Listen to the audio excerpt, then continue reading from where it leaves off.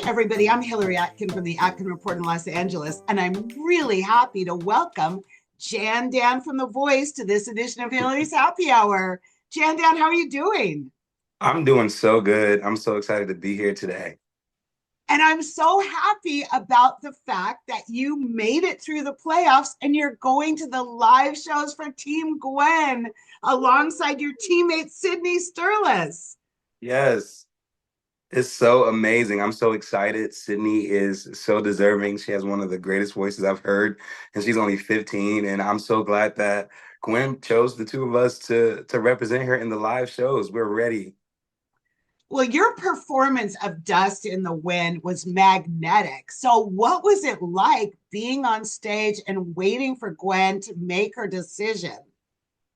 Honestly, the odds were so thin. It was the best two out of five. So I've already disconnected myself from winning per se.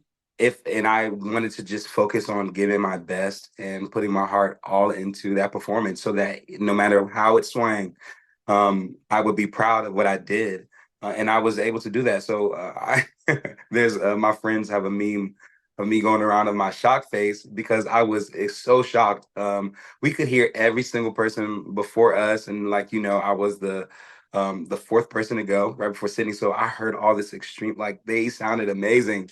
And I was like, I have no clue how she's going to choose. And whoever she chooses, I support because each person on that team, they're amazing artists. So I just left when I was on that stage. I was like, just give it my all to make sure that I have a performance that represents me as an artist well enough, no matter which way it's swinging.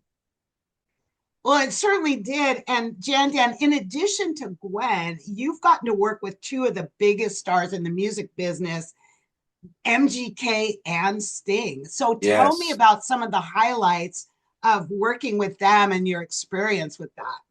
Oh well, Sting is just so chill. Like he just oozes legend. When we walked in there, he's like kicking it back, sitting back, and he had really simple but profound critiques on how to bring our performance to the next level. One of the things that I really took away from Sting is a lot of people don't know is that he started in jazz clubs and he has all these genres under his belt where he was able to meld them together to create his sound, and that's something that I aspire to do because I appreciate so many things in music. So hearing his advice and hearing how simple he thought of it, he was just like, "Who told you you have to be in the box? Like, just do what you love to do." And I'm just like, "Oh, is that simple?"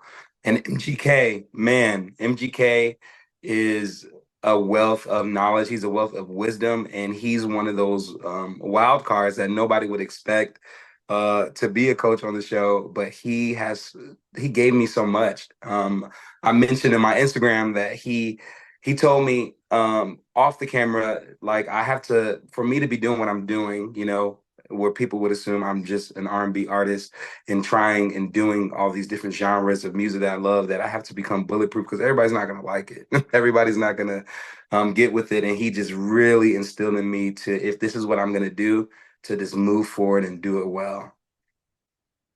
That's great advice. But I've got to ask you about this. It was so exciting. During your battle round, you announced your wife was in labor and now you have a daughter.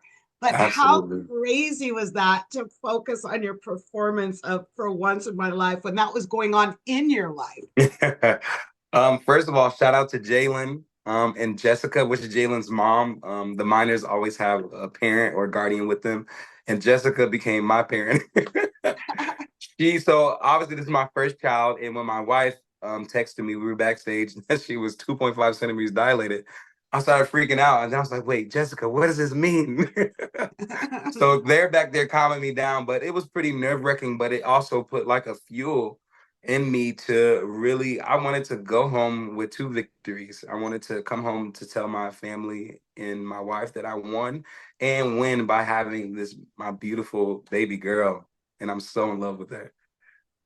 Well, speaking of family, Jan Dan, you come from a very musical family. I don't think people are aware of this. So tell me about your parents and their careers in the music industry. Yeah, well, my mother, her name is Fundisha. She was signed to So So Def at a young age. That's how I ended up in Atlanta. I'm originally from New Jersey, and she got signed to So So Def, and most people know her from the song "We're Playing Basketball." That's my mom.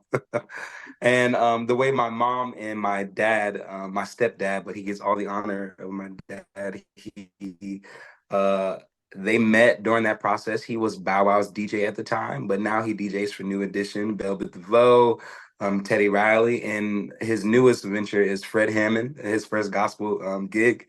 And my uncle, he passed away in 2019 in a car wreck, but he Oh, was a producer, songwriter, who won several Grammys. He's written for Michael Jackson, J-Lo, Tony Braxton, the Pussycat Dolls. The list goes on.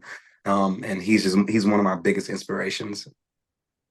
wow. And now you're part of the Stefani family. So tell me about being with Gwen during your voice journey and what you've learned the most from working with her. Yeah, Gwen is the perfect coach for me.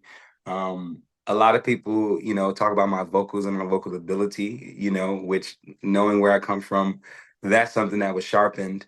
But Gwen immediately, she saw that she needed to bring a performer out of me and to loosen me up on the stage. I worked for the church for 8 years, and I was much wilder as a young person, but the church kind of refined me and made me more conservative.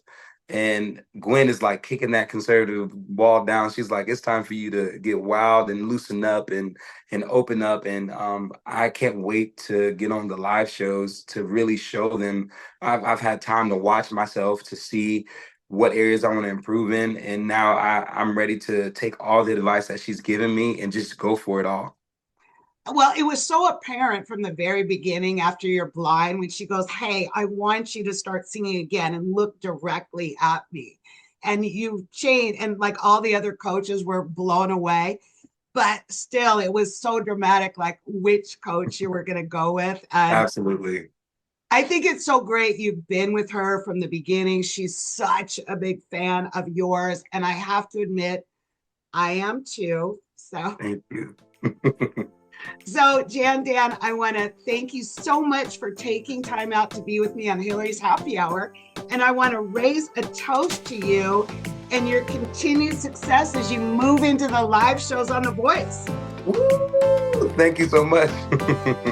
Cheers. Cheers.